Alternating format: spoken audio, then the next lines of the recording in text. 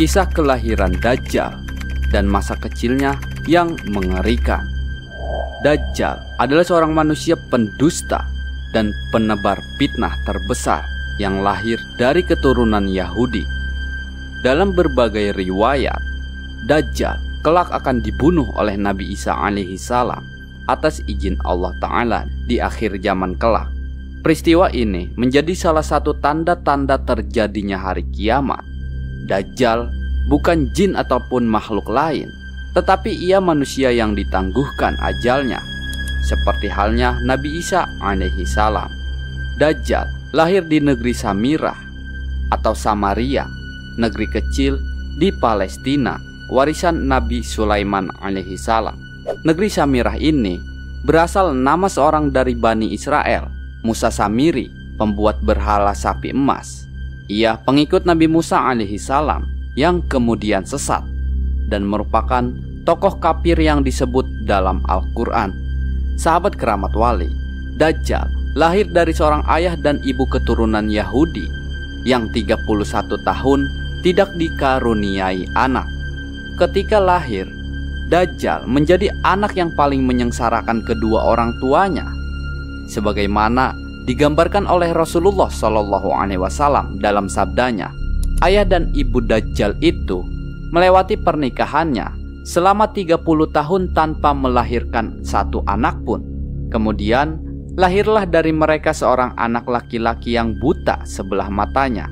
Ia menjadi orang yang paling berbahaya dan paling sedikit manfaatnya bagi kedua orang tuanya dan bagi umat manusia. Kedua matanya tertidur, tetapi hatinya tetap terjaga. Keluarga Dajjal, ayah dan ibunya adalah penyembah berhala. Mereka menyembah berhala berbentuk sapi betina. Menurut Dr. Isa Daud dalam bukunya Kemunculan Dajjal di Segitiga Bermuda, Dajjal lahir 100 tahun sebelum kelahiran Nabi Musa alaihi salam. Ada yang menyebutkan cikal bakal Dajjal lahir dari nama Musa Samiri, si pembuat berhala sapi emas.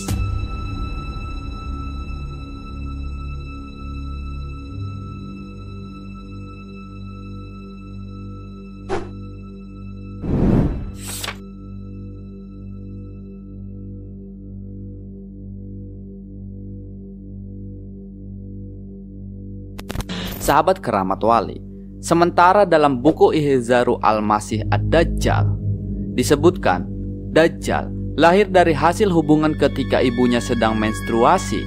Lalu terjadilah kehamilan sebagaimana pengaruh perbuatan iblis. Dikisahkan pada malam yang menakutkan, diiringi embusan angin dan hujan lebat, pasangan suami istri itu mendengar suara dari patung sapi betina yang mereka anggap sebagai Tuhan mereka itu. Kemudian patung itu memberitahu kepada mereka akan kelahiran seorang anak. Nah, setan mengetahui keinginan suami istri itu yang ingin mendambakan seorang anak laki-laki. Karena itu, setan memberdayakan berhala itu seakan-akan memberi karunia anak dan meminta korban-korban sesembahan. Demikianlah cara setan menipu daya manusia. Sahabat keramat wali, perempuan itu pun melahirkan anak lelaki, tetapi kedua matanya cacat sejak lahir. Bayi itu suka tidur malam dan siang dan jarang bangun. Sejak kelahirannya, Dajjal tidak mau menyusui dan selalu tertidur, hingga mengakibatkan payudara ibunya mengalami pembengkakan hebat dan menimbulkan panas yang luar biasa.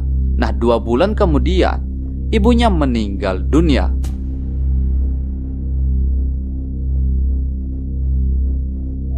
Ayah Dajjal berpostur tinggi, gemuk, dan memiliki hidung seperti paruh burung.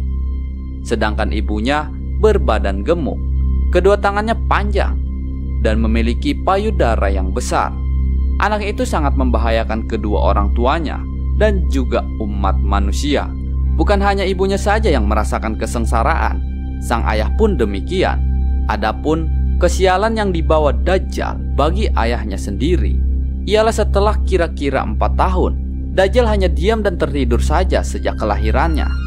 Nah, pada suatu malam, anak itu bergerak merangkak seperti balita.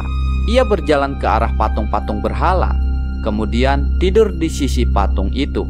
Sang ayah pun bangun keesokan harinya dan mendapati anaknya tertidur di pangkuan patung Tuhan mereka. Nah, lalu ayahnya memanggil tetangganya dan berita itu menyebar luas. Penduduk sekitar berbondong-bondong datang untuk menyaksikan hal tersebut. Kemudian hakim kota mendengarnya dan ingin memiliki anak itu yang dianggap dapat membawa keberkahan. Maka diutusnya mata-mata untuk membuat siasat. Maka dihadapkannya lah ayah Dajjal kepada hakim kota itu dan dipaksa untuk mengaku bahwa kabar berita itu adalah hasil rekayasa dirinya semata.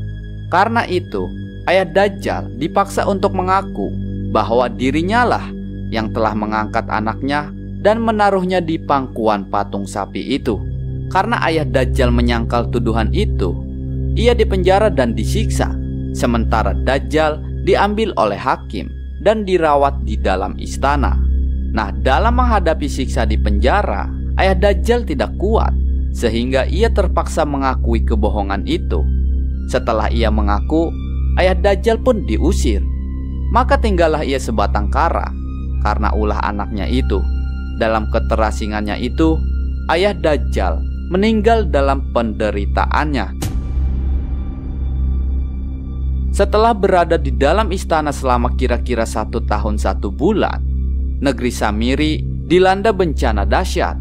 Allah Ta'ala memusnahkan negeri itu karena perbuatan penduduknya menyembah berhala dan maksiat yang melampaui batas. Kemudian Allah memerintahkan Jibril alaihissalam untuk menyelamatkan anak itu dan membawanya ke sebuah pulau terpencil yang terletak di tengah-tengah lautan luas yang disebut Laut Yaman. Pulau yang didiami Dajjal ini dikenal dengan nama Pulau Sokotra, yang terdapat hewan berbulu tebal di dalamnya. Hewan melata yang berbulu lebat inilah yang menjaganya selama Dajjal mendiami pulau itu. Hewan ini disebut sebagai Al-Jasasah, yang bisa berbicara layaknya manusia. Kita sudah bahas di video sebelumnya.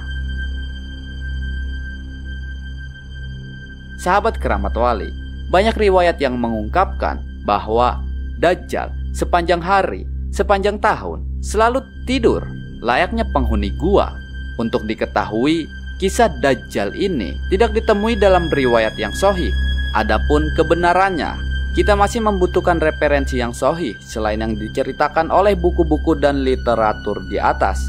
Jika memang kisah tersebut benar adanya, maka kita memohon kepada Allah Ta'ala agar diberi rahmat dan taufik sehingga bisa selamat dari fitnah Dajjal di akhir zaman ini.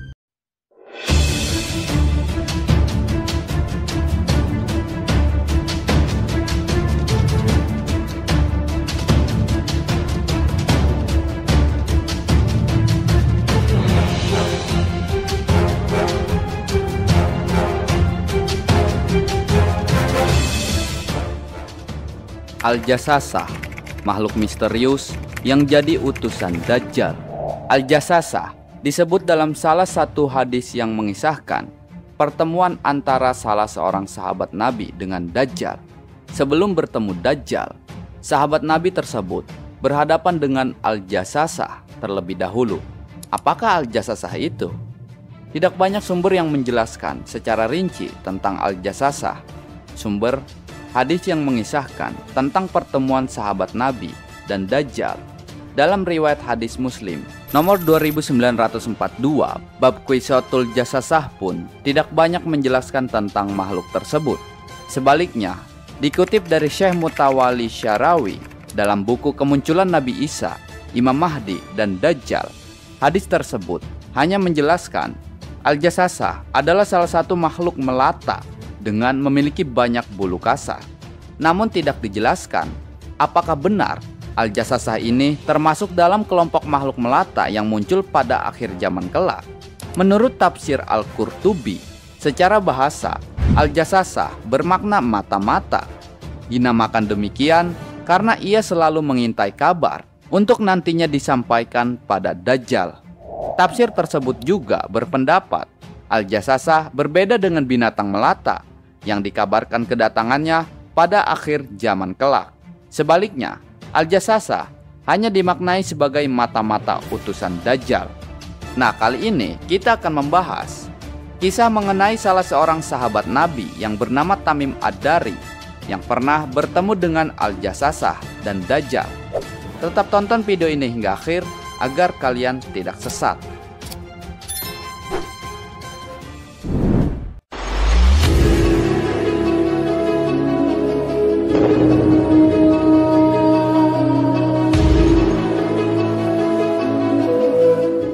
Sahabat keramat wali, kala itu Tamim tengah melakukan perjalanan pada suatu pulau. Di tengah perjalanan, Tamim melihat hewan aneh yang menyebut dirinya sebagai mata-mata bernama Al-Jassasah. Setelahnya, mereka bertemu makhluk yang berbulu lebat hingga tidak dapat dibedakan antara bagian depan dan belakang. Mereka pun bertanya, "Siapakah kamu ini, hai makhluk berbulu?" Makhluk berbulu itu menjawab, "Aku adalah Al-Jassasah." Mereka bertanya lagi, "Apakah Jassasah itu?" Bukannya menjawab, makhluk itu berkata, "Hai sekalian manusia, pergilah kalian kepada seorang laki-laki di suatu biara, karena ia sangat mengharapkan berita dari kalian." Setelah mendengar itu, rombongan mereka langsung pergi meninggalkan tempat tersebut, karena mengira makhluk aneh itu adalah setan. Hingga akhirnya mereka masuk ke dalam pulau tersebut. Nah, sesampainya di pulau tersebut, tiba-tiba mereka bertemu dengan seseorang yang sangat besar di suatu biara. Diakui oleh Tamim sendiri, ia belum pernah melihat orang yang sebesar dan sekekar itu. Makhluk inilah yang mengaku dirinya Dajjal. Kedua tangan orang tersebut terbelenggu pada lehernya, dan kedua kakinya dirantai dengan besi antara kedua lutut hingga kedua mata kakinya. Rombongan Tamim pun bertanya, "Siapakah kamu ini?" Makhluk itu menjawab, "Bukankah kalian telah memperoleh sedikit informasi tentang diriku? Maka sekarang beritahukanlah kepadaku siapa kalian sebenarnya." Tamim dan kawannya menjawab, "Kami adalah orang-orang yang berasal dari Arab. Kami berlayar mengarungi lautan dengan menggunakan perahu. Kemudian kami terbawa ke tengah laut pada saat gelombang laut mulai membesar." Mereka pun menceritakan pertemuan dengan hewan aneh tersebut pada si makhluk raksasa ini. Laki-laki di biara itu kemudian bertanya pada mereka, "Hai rombongan pengendara perahu, beritahukanlah kepadaku tentang kebun kurma Baisan." Dijawab oleh rombongan Tamim, "Tentang hal apakah yang akan kamu tanyakan kepada kami?" Laki-laki itu menjawab, "Aku bertanya tentang pohon kurma pada kalian. Apakah ia telah berbuah?" Kami menjawab, "Ya, pohon kurma itu telah berbuah." Laki-laki itu justru berkata bahwa pohon kurma tersebut sebentar lagi tidak akan berbuah. Ia lalu bertanya lagi, "Beritahukanlah kepadaku tentang telaga Tobaria." Rombongan Tamim balik bertanya, "Apakah yang akan kamu tanyakan kepada kami?" Laki-laki itu berkata, "Apakah telaga tersebut ada airnya?" Nah, dijelaskanlah pada laki-laki biara tersebut bahwa air telaga ada sangat banyak. Namun sang laki-laki kembali berkata bahwa air telaga itu akan habis. Kemudian laki-laki itu bertanya lagi, "Beritahukanlah kepadaku tentang seorang nabi utusan Allah yang ummi. Apa yang telah ia lakukan?"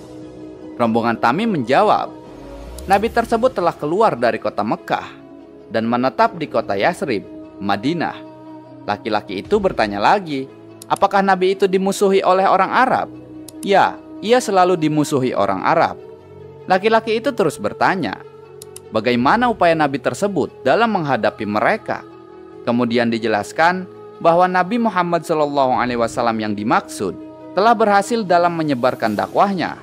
Hingga lelaki biara itu menjawabnya dengan panjang lebar, sembari menjelaskan siapa dirinya. Hal ini pun menjelaskan mengapa ia mengetahui tentang masa yang akan datang. Sungguh lebih baik apabila orang Arab itu mematuhinya. Sekarang, baiklah, aku akan memberitahukan kepada kalian tentang diriku. Sesungguhnya aku ini adalah Al-Masih Ad-Dajjal, dan sebentar lagi aku telah diizinkan untuk keluar. Setelah itu, aku akan menjelajahi dunia hingga tidak ada satu kampung pun yang tidak aku singgahi dalam jangka waktu 40 malam, kecuali kota Mekah dan Madinah. Aku dihalangi untuk memasuki kedua kota tersebut Setiap kali aku berupaya untuk memasuki salah satunya, maka seorang malaikat akan menghadangku yang siap sedia dengan pedang di tangannya. Sementara itu, di setiap penjuru kota Mekkah dan Madinah, ada beberapa malaikat yang menjaganya. Ibnu Hajar dalam Fathul Bari juga beranggapan hadis di atas sebagai hadis gharib yang hanya diriwayatkan perseorangan. Namun ada yang berpendapat hadis Al-Jassasah dan Dajjal itu diriwayatkan pula oleh Abu Hurairah, Aisyah, dan Jabir. Inilah sekelumit pembahasan tentang Al-Jassasah, makhluk misterius yang jadi utusan Dajjal. Menurut kalian gimana?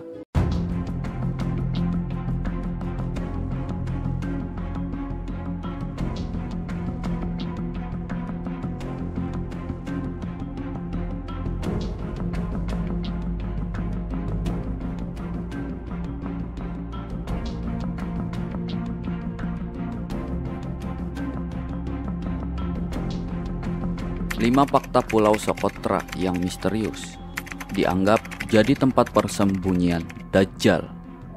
Pernahkah sahabat mendengar tentang Pulau Socotra ini? Kabarnya tempat ini penuh misteri dan juga berbagai keunikan di dalamnya. Pulau Socotra sendiri terletak di barat Samudra Hindia, sekitar 250 km dari Somalia dan 340 km dari Yaman. Selain itu, pulau ini juga memiliki banyak julukan. Di antaranya Pulau Terasing, Pulau Dajjal, bahkan Pulau Alien. Meski terkesan menyeramkan dan asing, tapi kamu harus tahu kalau pulau ini sangat indah. Kalau belum pernah lihat, simaklah beberapa potret cantik Pulau Socotra ini. Pulau Socotra berada di Samudra Hindia. Tepatnya ada di sekitar 250 km dari Somalia dan 340 km dari Yaman. Luas Pulau Socotra mencapai 3.600 km persegi. Hal tersebut menjadikannya sebagai pulau terbesar dari berbagai pulau yang ada di sekitarnya. Meski terisolasi, ada 40.000 penduduk yang menempati pulau ini. Ya, mereka rela jauh dari peradaban dan tinggal di sini. Kamu gak akan menemukan hotel atau bangunan megah lainnya untuk menampung wisatawan di sana. Pulau ini memiliki garis pantai yang cantik di setiap sisinya. Beberapa di antaranya langsung berbatasan dengan tebing dan gurun. Karena lokasinya yang cukup jauh, penduduk Socotra memanfaatkan berbagai tanaman yang tumbuh di sana, seperti pohon darah naga dan lain-lain. Pulau ini merupakan habitat dari banyak flora dan fauna yang aneh, alias gak bisa ditemukan di tempat lain.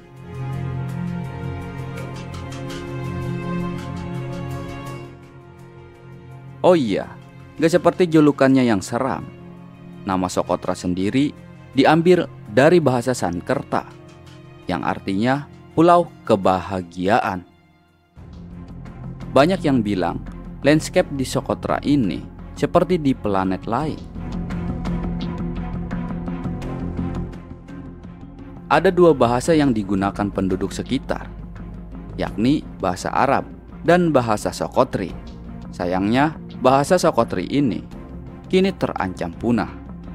Perlu sahabat ketahui bahwa nama Socotra berasal dari bahasa Sanskerta, yakni Sukadara Deviva, yang berarti Pulau Kebahagiaan.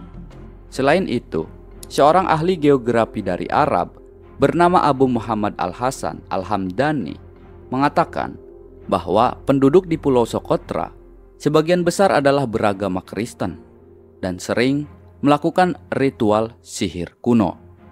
Tempat yang unik dan penuh misteri inilah yang akhirnya Pulau Socotra disebut sebagai tempat sembunyinya Dajjal.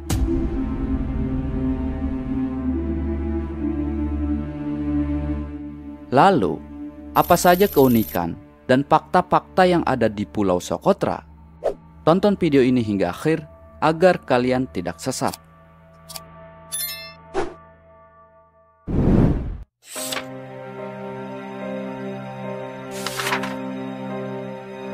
Di Pulau Socotra terdapat tanaman yang sangat unik, yakni pohon darah naga.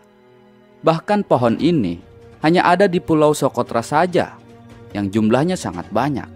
Keberadaan pohon darah naga pun sudah ada selama ratusan atau bahkan ribuan tahun. Bentuknya menyerupai jamur yang sangat besar. Bahkan ketika melihat pohon ini, kamu seperti sedang membayangkan tengah berada di dalam sebuah film-film fiksi atau dunia sihir, seperti Harry Potter. Kenapa disebut darah naga? Ya karena pohon itu memiliki getah yang warnanya merah. Namun getahnya dipercaya ampuh untuk menyembuhkan berbagai penyakit, serta menjadi bahan pewarna. Pusat perdagangan kuno. Pulau Socotra dulunya adalah pusat perdagangan kuno bagi orang-orang dari Roma, Yunani, dan Mesir. Mereka menjual obat-obatan seperti kemenyan dan resih merah yang dikenal dengan darah naga untuk pewarna dan obat. Kesemuanya diambil dari tumbuhan yang bernama pohon darah naga ini.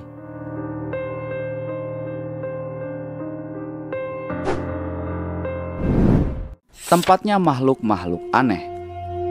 Sahabat keramat wali, tak hanya menyimpan kekayaan flora yang eksotis, Pulau Socotra juga kaya akan keanekaragaman fauna, di mana terdapat 34 spesies reptil dan 96 siput darat yang kesemuanya bersifat endemik. Kemudian juga terdapat 730 ikan, 300 kurtasi, 4 kelelawar, dan 192 spesies burung. Itulah sebabnya pada tahun 2008, Konvensi Warisan Dunia UNESCO mendaftarkan Pulau Socotra sebagai situs warisan dunia. Dengan demikian, Pulau Socotra adalah kawasan yang dilindungi dengan beragam kekayaan hayati dan spesies pulau yang unik-unik.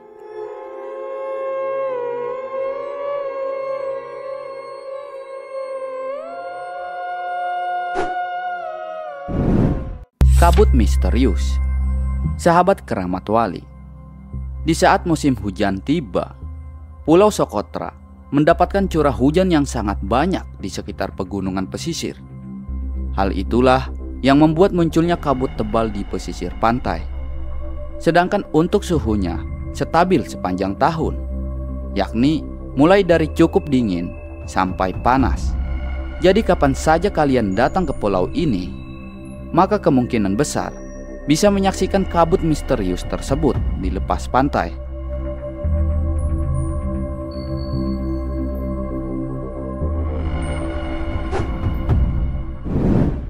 Dipercaya jadi tempat sembunyinya Dajjal. Dajjal adalah makhluk Allah Subhanahu wa Ta'ala yang memiliki kekuatan besar di muka bumi. Dajjal akan muncul di akhir zaman seperti yang dijelaskan dalam Al-Quran dan hadis Rasulullah SAW. Dalam hadis yang diriwayatkan Imam Muslim, sudah diterangkan bahwa ada suatu lokasi yang diketahui sebagai tempat dibelenggunya Dajjal. Al-Kisah, salah seorang kerabat Nabi yang bernama Tamim Ad-Dari mengatakan bahwa ketika itu ia tersesat di suatu pulau. Kemudian ia melihat binatang berbulu lebat dan seorang pria yang sedang dibelenggu di sana. Nah, lokasi itu, kata Tamim Ad-Dari, berada di Laut Syam atau di Laut Yaman. Terkait isu tersebut, beredar anggapan bahwa keterangan Tamim Ad-Dari merujuk pada Pulau Socotra ini.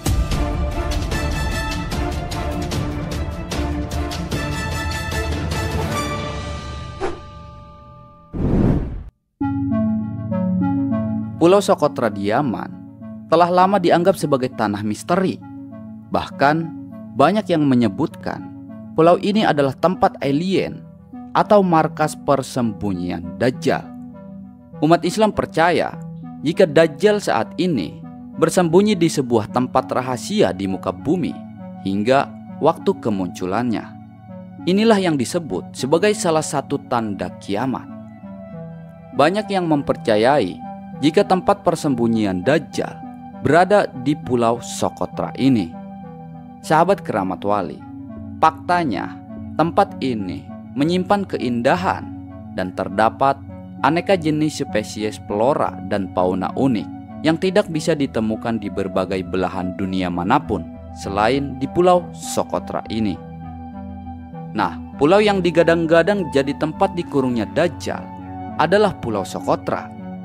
Kenapa Pulau Sokotra? Yang pertama, kita menilik dari riwayat atau referensi dari Tamim Ad-Dari, yakni salah satu sahabat Rasulullah SAW. Yang kedua, Pulau Sokotra ini banyak keanehan di dalamnya, mulai dari tanaman yang unik dan hewan-hewan yang unik, yang kesemuanya itu hanya terdapat di Pulau Sokotra. Tidak ada di pulau manapun di belahan dunia ini. Itulah alasan terbesar mengapa Pulau Sokotra ini disebut sebagai tempat persembunyian Dajjal. Lantas apakah benar atau tidaknya pulau ini menjadi tempat persembunyian Dajjal? Hal itu belum bisa dipastikan kebenarannya. Menurut kalian gimana?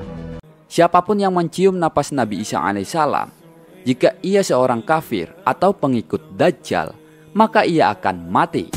Napas beliau mampu menjangkau sejauh mata memandang. Setelah turun ke bumi, Nabi Isa alaihissalam akan secara khusus mencari keberadaan Dajjal. Beliau akhirnya akan menemui Dajjal di sebuah tempat yang disebut Pintu Lud, sebuah daerah yang diyakini berada di wilayah Palestina sekarang.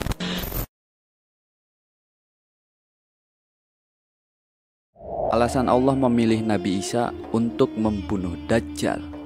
Nabi Isa alaihissalam telah dipilih oleh Allah Subhanahu wa Ta'ala untuk membunuh Dajjal dan menegakkan kebenaran. Dajjal merupakan seorang keturunan manusia bermata satu yang kelak memiliki banyak pengikut dan menjadi musuh paling nyata di akhir zaman. Kemunculan Dajjal di akhir zaman itu memiliki tugas untuk menyesatkan manusia dengan kemampuannya, sehingga keimanan manusia menjadi goyah dan turut menjadi pengikutnya. Lantas, mengapa Nabi Isa yang dipilih Allah untuk membunuh Dajjal? Tetap tonton video ini hingga akhir agar tidak sesat.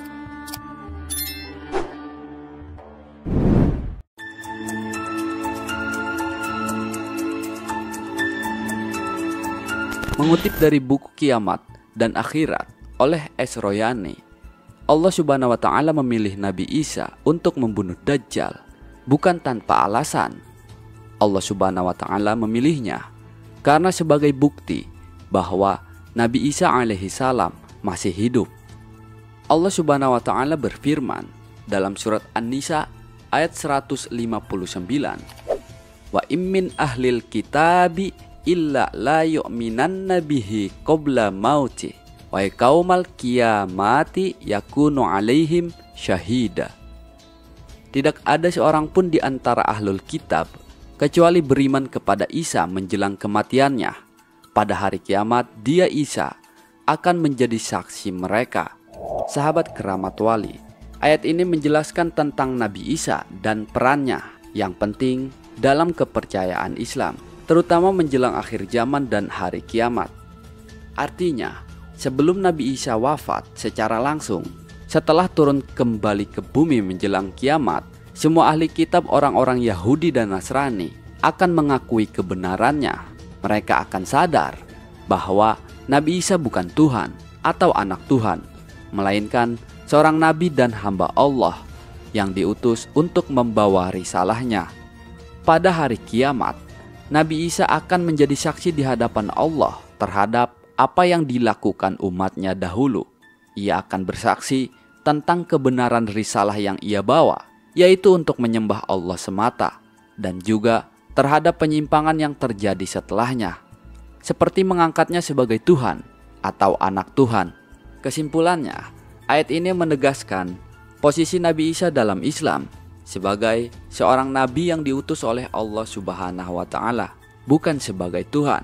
Sebelum kiamat, semua orang dari ahli kitab akan menerima kebenaran ini, dan pada akhirnya Nabi Isa akan menjadi saksi atas keimanan dan perbuatan mereka.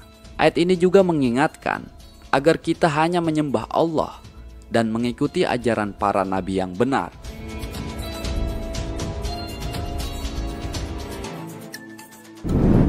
Hadis sahih yang berkaitan dengan turunnya Nabi Isa alaihissalam dan pembunuhan Dajjal.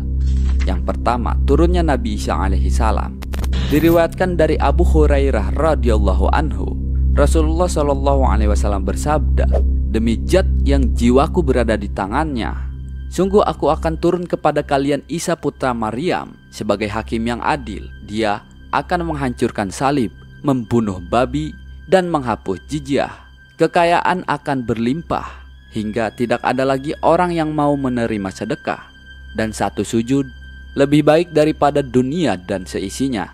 Hadis riwayat Bukhari dan Muslim. Nah, hadis ini menyampaikan beberapa peristiwa besar yang akan terjadi saat Nabi Isa alaihissalam turun ke bumi. Yang pertama, turunnya Nabi Isa sebagai hakim yang adil. Ketika Nabi Isa alaihissalam turun, beliau tidak akan membawa syariat baru. Sebaliknya, beliau akan memimpin dengan syariat Islam, yaitu ajaran yang dibawa oleh Rasulullah Muhammad SAW. Nabi Isa alaihissalam akan menjadi hakim yang adil, menegakkan kebenaran, dan menghapus segala bentuk ketidakadilan serta kekeliruan yang ada di masyarakat. Yang kedua, menghancurkan salib. Menghancurkan salib di sini memiliki makna simbolis dan harfiah. Dalam ajaran umat Kristen, salib menjadi simbol utama keyakinan mereka tentang penyaliban Nabi Isa alaihissalam. Namun, dengan turunnya Nabi Isa alaihissalam, beliau akan menjelaskan bahwa dirinya tidak disalib, melainkan diangkat oleh Allah Subhanahu wa Ta'ala ke langit. Hal ini akan meluruskan keyakinan umat manusia, terutama dari kalangan Nasrani yang selama ini salah memahami peristiwa tersebut. Yang ketiga, membunuh babi. Babi menjadi simbol makanan yang diharamkan dalam Islam, tetapi masih dianggap sah oleh sebagian agama lain. Nabi Isa alaihissalam akan membunuh babi sebagai penegasan atas hukum syariat Islam yang melarang konsumsi babi. Nah, tindakan ini juga menunjukkan bahwa ajaran yang benar berasal dari Allah Subhanahu wa Ta'ala, bukan hasil modifikasi atau penambahan oleh manusia. Keempat, menghapus jizyah.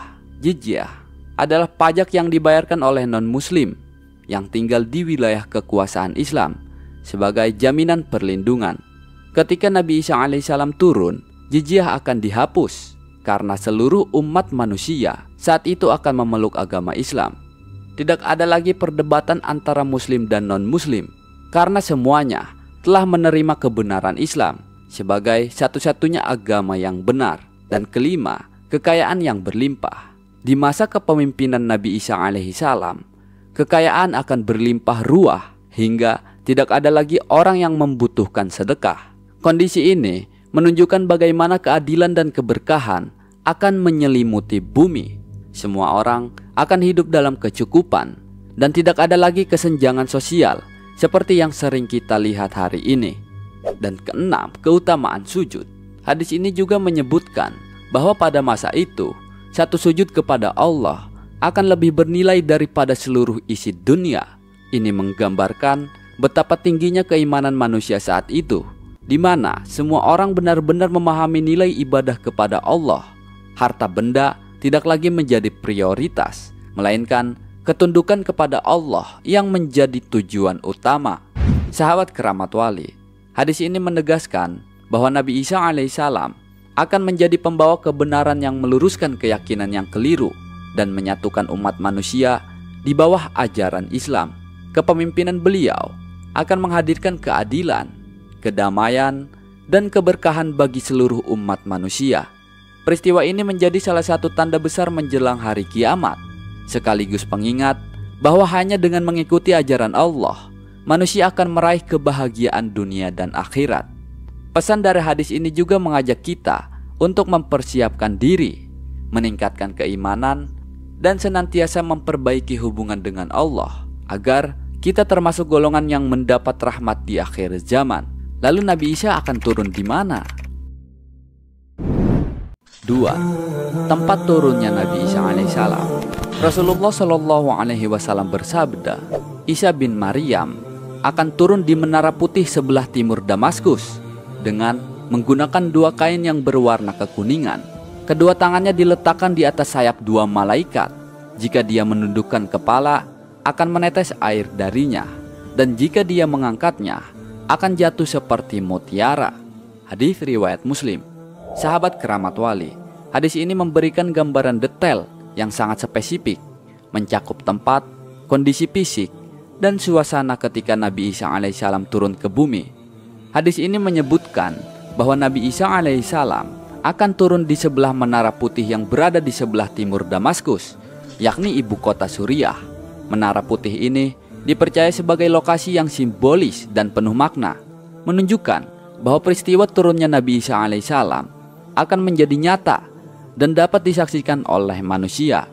Lokasi ini juga menegaskan bahwa Damaskus memiliki peran penting dalam sejarah dan akhir zaman. Ketika Nabi Isa alaihissalam turun, beliau akan mengenakan 2 kain berwarna kekuningan. Warna kain ini menggambarkan kesederhanaan, ketenangan, dan kedamaian yang akan beliau bawa. Penampilan beliau menekankan bahwa beliau adalah seorang utusan Allah yang tidak datang dengan keangkuhan, melainkan dengan kasih sayang dan keadilan. Nabi Isa alaihissalam akan turun dengan kedua tangannya yang berada di atas sayap 2 malaikat. Kehadiran malaikat di sini menunjukkan keagungan peristiwa ini, serta menegaskan bahwa turunnya Nabi Isa alaihissalam adalah kehendak langsung dari Allah Subhanahu wa Ta'ala yang disertai pertolongannya. Sahabat keramat wali, hadis ini juga menyebutkan bahwa air akan menetes dari kepala Nabi Isa alaihissalam saat beliau menundukkan kepalanya, dan ketika beliau mengangkatnya, air tersebut akan jatuh seperti mutiara. Ini adalah gambaran akan kesucian dan keberkahan yang melekat pada diri beliau. Air yang menetes seperti mutiara melambangkan rahmat dan kebaikan yang akan beliau bawa ke dunia. Hadis ini tidak hanya menggambarkan lokasi dan kondisi turunnya Nabi Isa, tetapi juga memberikan pesan mendalam. Turunnya Nabi Isa alaihissalam adalah salah satu tanda besar menjelang hari kiamat. Peristiwa ini akan menjadi pengingat bagi seluruh umat manusia tentang kebenaran ajaran Allah dan pentingnya kembali kepadanya. Nah, hadis ini juga menjelaskan turunnya Nabi Isa alaihissalam di tempat yang nyata, diiringi dengan tanda-tanda yang jelas, akan meluruskan segala kesalahpahaman yang ada dalam keyakinan manusia, terutama mengenai status beliau sebagai utusan Allah, bukan sebagai Tuhan atau anak Tuhan.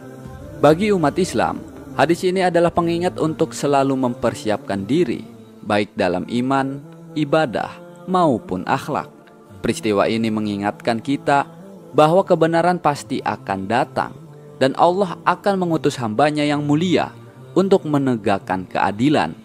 Mengetahui tempat dan detail turunnya Nabi Isa seharusnya membuat kita semakin yakin akan kebenaran ajaran Islam. Bagaimana pendapat kalian tentang gambaran hadis ini? 3. Membunuh Dajjal.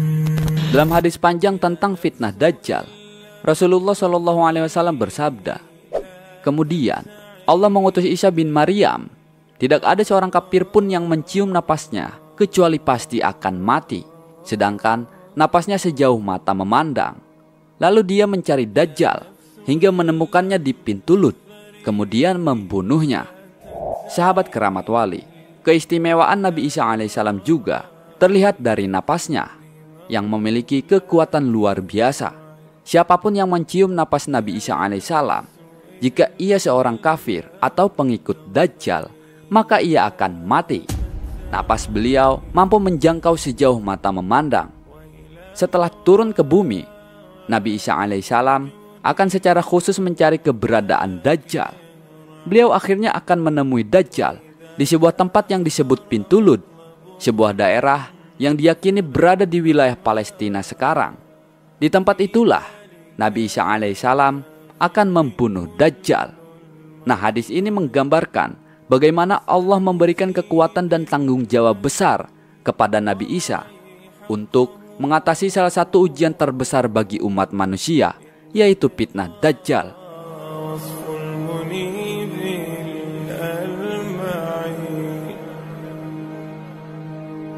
وإذا بدا من ناطق الوجدان ما يدعوك للياس الذميم الأشنع. 4. Masa kepemimpinan Nabi Isa alaihissalam. Rasulullah Shallallahu alaihi wasallam pernah bersabda dalam sebuah hadis, kemudian umat manusia akan hidup selama 7 tahun tanpa permusuhan antara 2 orang pun. Lalu Allah mengirimkan angin dingin dari arah Syam. Maka tidak akan ada seorang pun yang memiliki iman di dalam hatinya, walau sebesar biji sawi, kecuali akan dicabut nyawanya. Tinggallah orang-orang yang tidak memiliki kebaikan, seperti burung dan binatang buas. Mereka tidak mengenal kebaikan dan tidak mengingkari kemungkaran. Hadis riwayat Muslim. Sahabat keramat wali, hadis ini menjelaskan tentang masa setelah Nabi Isa alaihissalam turun ke dunia. Setelah Nabi Isa alaihissalam berhasil mengalahkan Dajjal, fitnah besar yang membawa kerusakan dan kesesatan bagi umat manusia akan sirna, digantikan dengan masa yang penuh kedamaian. Nah, dalam waktu ini umat manusia akan hidup dalam harmoni selama 7 tahun tanpa ada permusuhan atau konflik antara siapapun. Ini adalah masa yang sangat istimewa, di mana kedamaian benar-benar dirasakan oleh seluruh umat manusia. Namun, setelah masa penuh kedamaian ini berlalu, Allah Subhanahu wa Ta'ala akan mengirimkan angin dingin dari arah Syam. Nah, Syam itu di mana? Syam itu seperti wilayah Suriah, Palestina, dan sekitarnya. Nah, kemudian angin ini hanya akan mencabut nyawa orang-orang yang masih memiliki iman di dalam hatinya, walaupun imannya sangat kecil seperti sebesar biji sawi. Artinya, orang-orang beriman akan wafat dengan tenang di masa ini. Setelah itu, yang tersisa di dunia hanyalah orang-orang yang tidak memiliki keimanan dan kebaikan di dalam hatinya. Mereka diibaratkan seperti burung dan binatang buas karena hidup tanpa akhlak dan kebaikan. Mereka tidak mengenal perbuatan baik dan tidak merasa terganggu oleh perbuatan buruk. Inilah gambaran masa akhir kehidupan manusia di dunia, di mana moralitas dan keimanan sudah hilang sepenuhnya.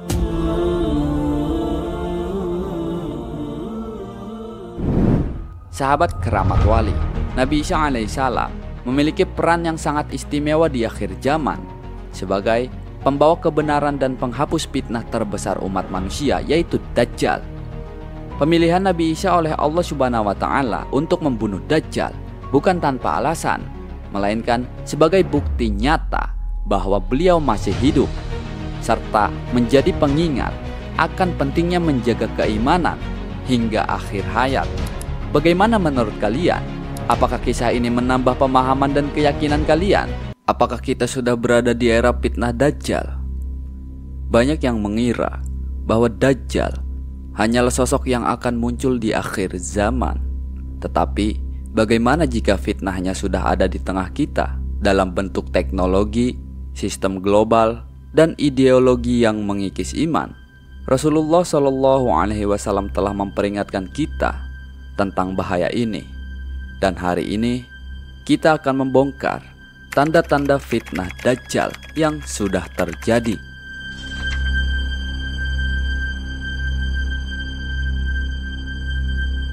Dalam berbagai kesempatan, Rasulullah Shallallahu alaihi wasallam sering membahas tentang Dajjal karena fitnahnya yang luar biasa. Nah, ketika itu beliau berbicara kepada para sahabat tentang tanda-tanda akhir zaman.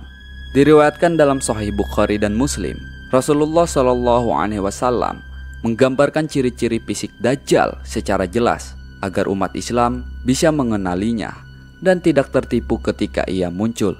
Suatu hari, Rasulullah Shallallahu alaihi wasallam duduk bersama para sahabat dan membicarakan tentang fitnah terbesar yang akan dihadapi umat manusia, yaitu kemunculan Dajjal. Para sahabat sangat khawatir sehingga mereka bertanya-tanya tentang seperti apa sosoknya, bagaimana ia bisa menipu manusia, dan bagaimana cara untuk menghindari fitnahnya. Lalu Rasulullah Shallallahu alaihi wasallam bersabda, Dajjal itu buta sebelah matanya, sangat menonjol seperti buah anggur yang menonjol. Hadis riwayat Bukhari. Sahabat keramat wali, Dajjal adalah sosok yang memiliki ciri fisik yang sangat mencolok. Salah satunya adalah buta di sebelah matanya. Mata yang buta itu terlihat menonjol keluar, mirip seperti buah anggur yang bengkak dan menonjol dari tempatnya. Rasulullah Shallallahu Alaihi Wasallam bersabda, antara kedua matanya tertulis kafaroh yang dapat dibaca oleh setiap muslim, baik yang bisa membaca maupun yang buta huruf. Hadis riwayat Muslim. Sahabat keramat wali, hadis ini menjelaskan bahwa Dajjal memiliki tanda khusus di dahinya, yaitu tulisan kafaroh yang berarti kafir atau orang yang ingkar kepada Allah. Setiap muslim yang beriman, baik yang bisa membaca maupun yang buta huruf, akan bisa melihat tanda ini dengan izin Allah. Namun, orang-orang yang hatinya tertutup dari kebenaran tidak bisa melihatnya karena mereka telah terpedaya oleh Dajjal. Dajjal adalah fitnah terbesar yang akan dihadapi umat manusia. Dalam hadis sahih, Rasulullah Shallallahu Alaihi Wasallam bersabda, tidak ada satu makhluk pun sejak Adam diciptakan hingga hari kiamat yang lebih besar fitnahnya daripada Dajjal. Hadis riwayat Muslim. Sahabat keramat wali, ini berarti bahwa sejak Nabi Adam diciptakan hingga datangnya hari kiamat, tidak ada ujian atau cobaan yang lebih besar bagi manusia selain fitnahnya Dajjal. Fitnah Dajjal adalah ujian keimanan yang sangat berat karena Dajjal akan datang dengan tipu daya yang luar biasa, mengaku sebagai Tuhan dan mampu melakukan hal-hal yang membuat orang mudah tertipu, seperti menurunkan hujan, menghidupkan yang mati, serta memberikan kemakmuran kepada yang mengikutinya dan kesengsaraan bagi yang menolaknya. Menurut hadis-hadis sahih, Dajjal akan membawa berbagai tipu daya dan sihir yang sangat luar biasa, termasuk membunuh seseorang lalu menghidupkannya kembali. Dalam sebuah riwayat, Dajjal akan memilih seseorang, kemudian membunuhnya, lalu berpura-pura menghidupkannya kembali. Nah, Dajjal nanti datang ke sebuah kota dan berkata, "Aku adalah Tuhan kalian, aku bisa menghidupkan orang mati." Untuk membuktikannya, dia memilih seseorang lelaki dari kaum muslimin yang beriman. Di hadapan banyak orang itu, Dajjal membunuhnya. Orang-orang yang melihat menjadi ketakutan. Kemudian, dengan tipu daya sihirnya, tiba-tiba seseorang yang mirip dengan orang yang telah mati itu muncul kembali, berjalan dan berbicara, seolah-olah dia benar-benar hidup kembali. Namun, kenyataannya itu bukanlah orang yang sama, melainkan setan yang menyerupai bentuk dan suara orang tersebut. Rasulullah Shallallahu Alaihi Wasallam bersabda, Dajjal akan datang kepada suatu kaum dan mengajak mereka untuk beriman kepadanya. Mereka pun menerimanya. Maka dia menyuruh langit untuk menurunkan hujan dan bumi untuk menumbuhkan tanaman. Hewan ternak mereka pun menjadi gemuk dan menghasilkan banyak susu. Hadis riwayat Muslim. Sahabat keramat wali, hadis ini menjelaskan bahwa Dajjal akan menipu manusia dengan memberikan kemakmuran kepada mereka yang mengikutinya. Dajjal akan datang ke suatu kaum dan berkata, "Ikutilah aku adalah Tuhan kalian." Mereka yang percaya dan tunduk kepadanya akan melihat keajaiban, seperti hujan turun sesuai perintahnya, tanaman tumbuh subur, hingga hewan ternak menjadi gemuk dan menghasilkan banyak susu. Ini akan membuat banyak orang tertipu dan menganggap Dajjal sebagai sosok yang membawa kesejahteraan. Menurut sebagian hadis, ketika Dajjal muncul, bumi akan mengalami 3 tahun kekeringan sebelum kemunculannya secara penuh. Nah, tahun pertama hujan akan berkurang sepertiganya. Tahun kedua, hujan akan semakin berkurang, hanya turun sedikit. Lalu tahun ketiga, tidak ada hujan sama sekali. Bumi akan mengalami kekeringan total. Nah, saat itu, orang-orang yang beriman akan diuji kesabarannya. Sementara Dajjal akan menipu banyak orang dengan keajaibannya, termasuk menurunkan hujan palsu bagi yang mengikutinya. Bayangkan, kita hidup di zaman itu. Tahun pertama, hujan mulai jarang turun, sawah-sawah mulai mengering, sungai menyusut, dan para petani mengeluh hasil panennya menurun. Orang-orang mulai resah, tapi mereka masih bertahan. Tahun kedua, kondisinya semakin parah, hanya sesekali hujan turun, dan itu pun tidak cukup untuk menyelamatkan tanaman dan ternak. Banyak sumur yang kering dan harga bahan makanan melonjak tinggi. Kekacauan mulai terasa di mana-mana. Tahun ketiga, hujan benar-benar berhenti. Matahari membakar tanah. Retakan terlihat di mana-mana dan banyak orang yang kelaparan. Saat itulah Dajjal muncul membawa keajaiban. Dia akan menawarkan air kepada yang mau bersujud kepadanya. Orang-orang yang putus asa mulai mendekatinya. Dia mengangkat tangannya ke langit dan tiba-tiba hujan turun. Tanah yang gersang berubah menjadi hijau. Sungai kembali mengalir. Mereka yang haus dan lapar merasa diselamatkan oleh Dajjal, lalu berbondong-bondong mengikutinya. Tapi bagi orang-orang beriman, mereka tahu ini hanyalah tipu daya. Mereka menahan diri meski perut mereka kosong dan tubuh mereka lemah. Mereka tetap berdoa kepada Allah, berlindung dari fitnah Dajjal, sebab mereka tahu lebih baik lapar di dunia daripada kehilangan akhirat. Rasulullah Shallallahu Alaihi Wasallam bersabda, Dajjal akan berjalan di muka bumi selama 40 hari. Satu harinya seperti setahun, satu harinya seperti sebulan, satu harinya seperti sepekan, dan sisanya seperti hari-hari biasa. Ia akan melewati setiap tempat di dunia, kecuali Mekah dan Madinah. Hadis riwayat Muslim. Sahabat keramat wali, hadis ini menjelaskan bahwa Dajjal akan tinggal di bumi selama 40 hari. Tetapi waktu dalam hari-hari tersebut tidak berjalan seperti biasanya. Hari pertama akan terasa sepanjang 1 tahun. Hari kedua akan terasa sepanjang 1 bulan. Hari ketiga akan terasa sepanjang 1 minggu. Sisa 37 hari berikutnya akan berjalan seperti hari-hari biasa. Kita mungkin bertanya, bagaimana mungkin 1 hari terasa seperti 1 tahun? Tapi coba pikirkan, di zaman sekarang waktu terasa berjalan lebih cepat atau lebih lambat tergantung situasi kita. Ketika kita sibuk bekerja atau asik bermain media sosial, tiba-tiba waktu berlalu tanpa terasa. Sebaliknya, ketika kita sedang dalam kesulitan atau kesedihan, 1 hari bisa terasa seperti setahun. Nah, Dajjal akan memiliki kekuasaan luas di dunia, tetapi ada 2 tempat yang tidak bisa ia sentuh, yakni Mekah dan Madinah.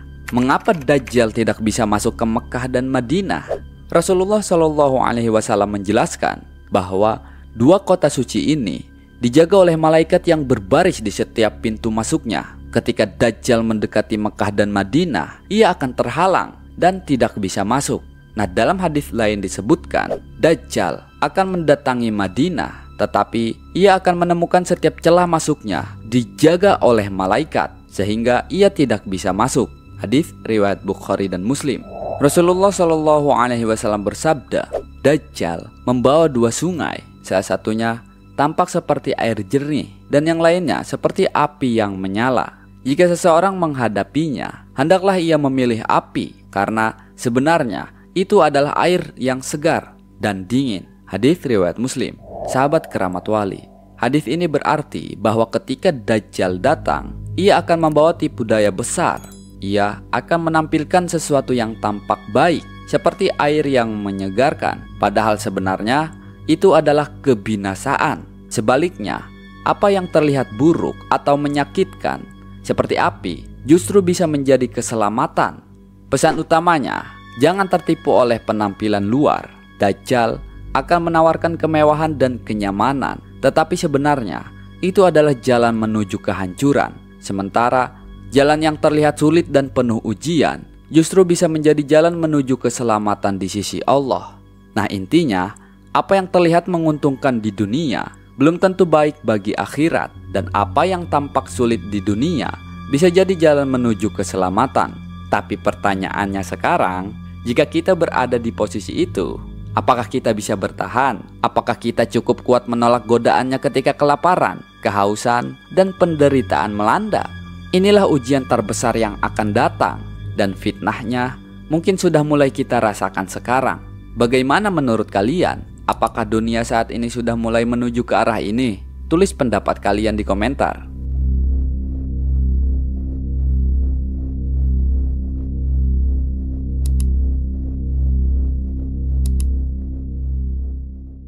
Teknologi dan ilusi Dajjal. Sahabat keramat wali, Kita hidup di era di mana teknologi mampu menciptakan ilusi yang sangat meyakinkan dengan kecanggihan AI, deepfake, dan virtual reality atau VR. Manusia semakin sulit membedakan antara yang nyata dan yang palsu. Dajjal disebutkan dalam hadis sebagai sosok yang akan menipu manusia dengan mukjizat palsu. Dia bisa menurunkan hujan di tempat yang tandus, menghidupkan orang mati, dan membuat kemakmuran bagi mereka yang tunduk kepadanya. Sekarang, mari kita lihat bagaimana teknologi modern menciptakan ilusi yang mirip dengan fitnah Dajjal, seperti deepfake dan manipulasi media. Pernahkah kalian melihat video seseorang mengatakan sesuatu yang ternyata bukanlah perkataan aslinya? Nah, itu adalah hasil dari deepfake, teknologi yang memungkinkan wajah dan suara seseorang dimanipulasi secara meyakinkan. Tahun-tahun terakhir ini, banyak video deepfake yang dibuat untuk menyebarkan kebohongan. Dari video pemimpin dunia yang berbicara hal yang tidak pernah mereka katakan, hingga hoax yang digunakan untuk menipu orang secara finansial atau politik. Nah, apa kaitannya dengan Dajjal? Dalam hadis, Dajjal digambarkan sebagai penipu ulung yang mampu membuat manusia percaya pada kebohongan besar. Jika manusia sudah bisa dikelabui oleh deepfake, bagaimana nanti jika Dajjal benar-benar muncul dengan keajaiban yang jauh lebih menipu? Second youngest son. He's suggesting it came out of nowhere. What we subsequently learned, this is deepfake example of what is possible with be done in a way that none of those. This is deepfake example of what is possible with powerful computer and editing. Lalu virtual reality dan dunia maya. Dulu, untuk menikmati hiburan, kita hanya menonton TV atau bermain video game biasa. Namun sekarang, dengan VR atau virtual reality, seseorang bisa masuk ke dunia buatan yang terasa nyata. Teknologi ini digunakan dalam hiburan, bisnis, bahkan untuk membangun metaverse, dunia digital, tempat orang bisa berinteraksi seolah-olah mereka hidup di dalamnya. Sahabat keramat wali, beberapa orang terlalu tenggelam dalam dunia virtual hingga mereka melupakan realitas kehidupan. Ada yang kecanduan dunia digital sehingga mengabaikan keluarga, pekerjaan, dan bahkan ibadahnya. Dalam hadis, Dajjal disebutkan akan membawa surga dan neraka, tetapi sejatinya itu hanyalah tipuan mata. Dunia virtual juga menawarkan kenyamanan palsu yang bisa menjauhkan manusia dari kehidupan nyata dan agama. Lalu, kecerdasan buatan dan ilusi. Sahabat keramat wali, kehidupan AI kini semakin canggih, mampu menulis artikel, membuat gambar, bahkan menciptakan manusia virtual. Dengan perkembangan pesat ini, kita semakin sulit membedakan mana yang dibuat manusia dan mana yang dihasilkan oleh teknologi. Contohnya, chatbot AI kini bisa berinteraksi layaknya manusia. Bahkan, ada orang yang jatuh cinta dengan AI dan menganggapnya lebih baik daripada manusia asli. Bahkan di beberapa negara, robot AI sudah diangkat menjadi pendeta untuk memberikan nasihat spiritual kepada manusia.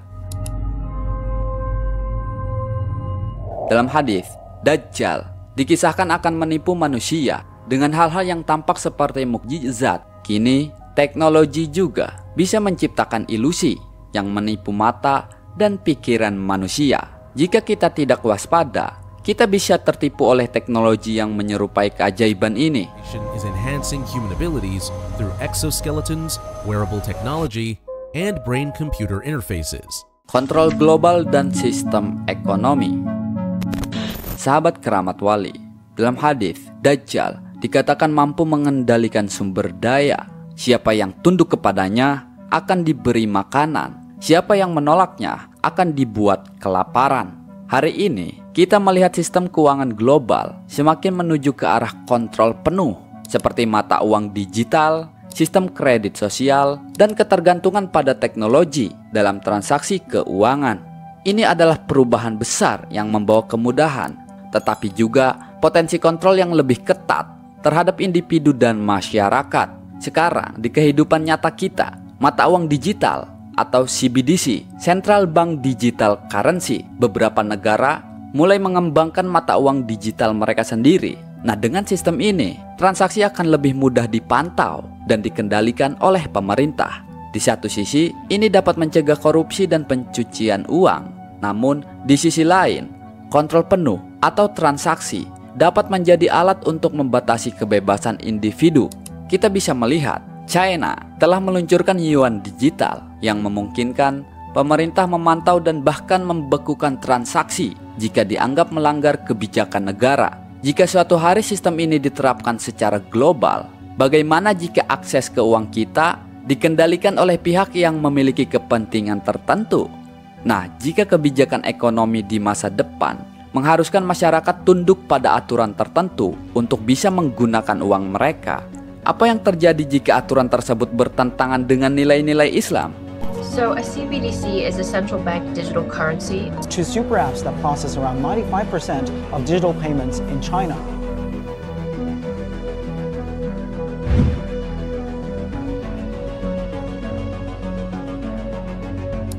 Sistem kredit sosial, sahabat keramat wali, di beberapa negara, sistem ini sudah diterapkan, di mana perilaku masyarakat dinilai dan diberikan skor berdasarkan kepatuhan mereka terhadap aturan pemerintah. Skor ini menentukan akses mereka terhadap layanan publik, pinjaman, bahkan perjalanan ke luar negeri. Di China, sistem kredit sosial telah digunakan untuk memberi insentif kepada warga negara yang dianggap baik dan menghukum mereka yang dianggap melanggar aturan. Jika seseorang memiliki skor rendah, mereka dapat dilarang membeli tiket pesawat, mendapatkan pekerjaan yang layak, atau mengakses layanan kesehatan tertentu. Nah, jika sistem ini diterapkan secara global, maka mereka yang menolak aturan tertentu bisa kehilangan hak-haknya secara bertahap. Ini bisa menjadi cerminan dari sistem yang digunakan oleh Dajjal untuk mengendalikan manusia, di mana mereka yang mengikuti akan diberi kemudahan, sementara yang menolak akan dikucilkan. Kemudian ketergantungan pada teknologi untuk transaksi. Sahabat keramat wali, dengan peralihan ke sistem tanpa uang tunai, manusia semakin bergantung pada infrastruktur digital untuk melakukan transaksi harian. Ini mempermudah kehidupan, tetapi juga menciptakan ketergantungan besar pada sistem yang bisa dikendalikan oleh segelintir pihak. Nah, contohnya, sekarang beberapa negara seperti Swedia hampir sepenuhnya beralih ke cashless society. Bayangkan jika akses terhadap uang digital dikendalikan oleh pihak tertentu. Bagaimana jika seseorang diblokir dari sistem hanya karena tidak mengikuti kebijakan tertentu? Ini dapat menjadi bentuk pengadilan yang sangat besar terhadap kebebasan individu. Mari kita refleksikan, apakah sistem ini merupakan inovasi untuk kemudahan manusia, ataukah ini langkah awal menuju sistem kontrol yang lebih besar? Sebagai umat muslim, kita perlu memahami perkembangan ini dengan kritis dan mempersiapkan diri agar tetap teguh pada ajaran Islam dalam menghadapi perubahan zaman. Apa pendapat kalian? Apakah kita sedang menuju era kontrol global yang menyerupai fitnah Dajjal? Tulis pendapat kalian di komentar. Lanjut, ideologi sekuler dan kemerosotan moral. Sahabat keramat wali, salah satu fitnah terbesar Dajjal adalah mengaburkan batas antara yang benar dan yang salah. Hari ini, kita melihat nilai-nilai agama semakin dilemahkan. Norma yang dulu dianggap menyimpang, kini dianggap wajar. Sementara mereka yang mencoba mempertahankan ajaran agama justru dianggap kolot atau ekstremis. Rasulullah Shallallahu Alaihi Wasallam bersabda, akan datang suatu masa ketika yang benar dianggap salah dan yang salah dianggap benar. Ratusan orang mendatangi Kementerian Perdagangan menuntut Menteri Perdagangan Zulkifli Hasan diproses hukum karena dianggap menistakan agama. Masa menilai Zulhas mempermainkan gerakan sholat untuk kepentingan politik. Normalisasi dosa dalam budaya populer. Sahabat keramat wali, film, musik, dan media sosial saat ini sering menampilkan konten yang mempromosikan gaya hidup bebas, pergaulan tanpa batas, serta perilaku yang bertentangan dengan ajaran Islam. Banyak acara TV dan film yang menggambarkan hubungan di luar nikah sebagai sesuatu yang normal dan bahkan romantis. Sementara karakter yang religius sering digambarkan sebagai fanatik atau ketinggalan zaman. Nah, akibatnya banyak anak muda mulai mengadopsi pola pikir bahwa dosa-dosa besar seperti zina, minuman keras, dan kebebasan tanpa batas adalah sesuatu yang lumrah dan tidak perlu dipermasalahkan. Lalu, kebebasan berpendapat yang disalahgunakan. Di satu sisi, kebebasan berbicara adalah hak asasi manusia, tetapi di sisi lain, banyak orang menggunakan kebebasan ini untuk merendahkan agama dan nilai-nilai moral. Contohnya, kritikan terhadap ajaran Islam semakin terbuka di media sosial, bahkan dalam bentuk penghinaan dan pelecehan. Ini sejalan dengan fitnah Dajjal, di mana batasan antara kebaikan dan keburukan sengaja dikaburkan. Nabi Rasulullah ya nggak sempurna, itu manusia pilihan. Karena apa? Karena dia manusia. Karena ada seseorang yang punya modal sok tahu tapi otak kurang. Nyaris kita tidak temukan manusia yang sempurna kecuali Nabi dan Rasul yang punya sifat maksum, dijaga oleh Allah Subhanahu wa Ta'ala. Lalu perubahan konsep keluarga dan gender.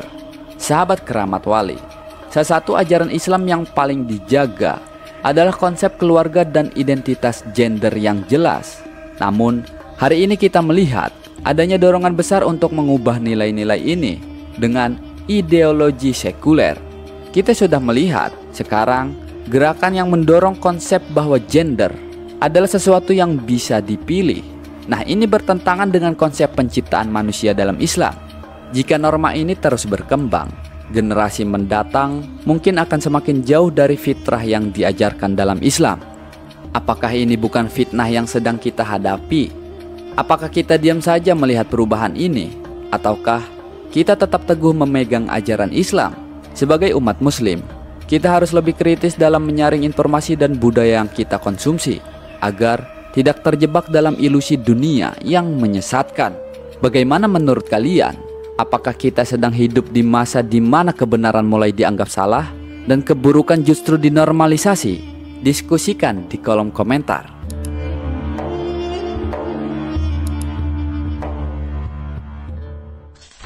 Cara melindungi diri dari fitnah Dajjal.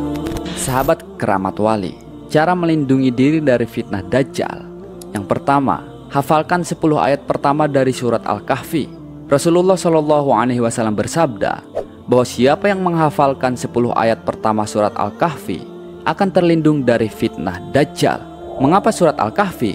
Karena di dalamnya terdapat pelajaran tentang fitnah dunia, keteguhan iman, dan pentingnya berlindung kepada Allah. Kedua, perkuat tauhid dan iman. Iman yang kuat adalah benteng utama kita.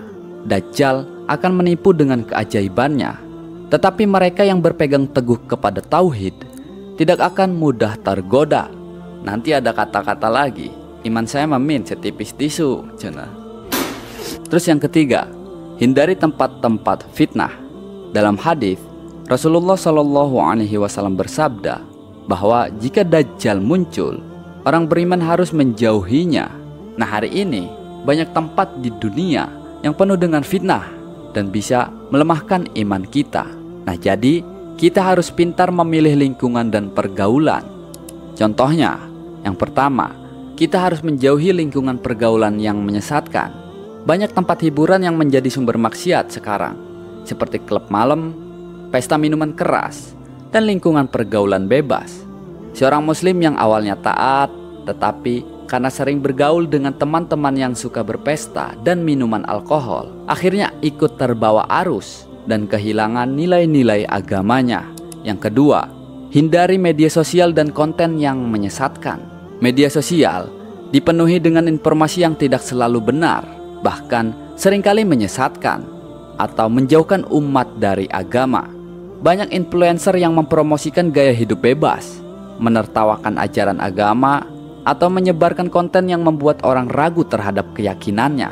Pertanyaannya, ada nggak itu sekarang? Yang ketiga, tekanan sosial yang menguji keimanan. Nah, seringkali seseorang yang ingin mempertahankan ajaran Islam malah dianggap kuno atau radikal. Seorang wanita yang memilih mengenakan hijab syar'i mendapatkan ejekan di tempat kerja dan dianggap tidak modern, sehingga dia merasa tertekan dan mulai ragu untuk mempertahankan prinsipnya.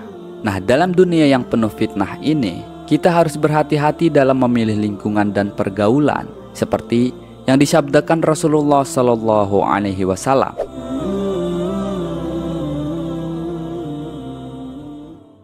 Sahabat keramat wali, kesimpulannya, fitnah Dajjal bukan sekedar cerita masa depan. Sebagian besar tanda-tandanya sudah ada di sekitar kita. Hanya mereka yang memiliki iman yang kuat yang bisa bertahan. Nah, kita harus bersiap dari sekarang. Apa pendapat kalian tentang fenomena dunia saat ini? Apakah kita semakin dekat dengan masa Dajjal? Tulis di komentar. Jangan lupa pula share video ini agar semakin banyak yang sadar tentang bahaya fitnah akhir zaman.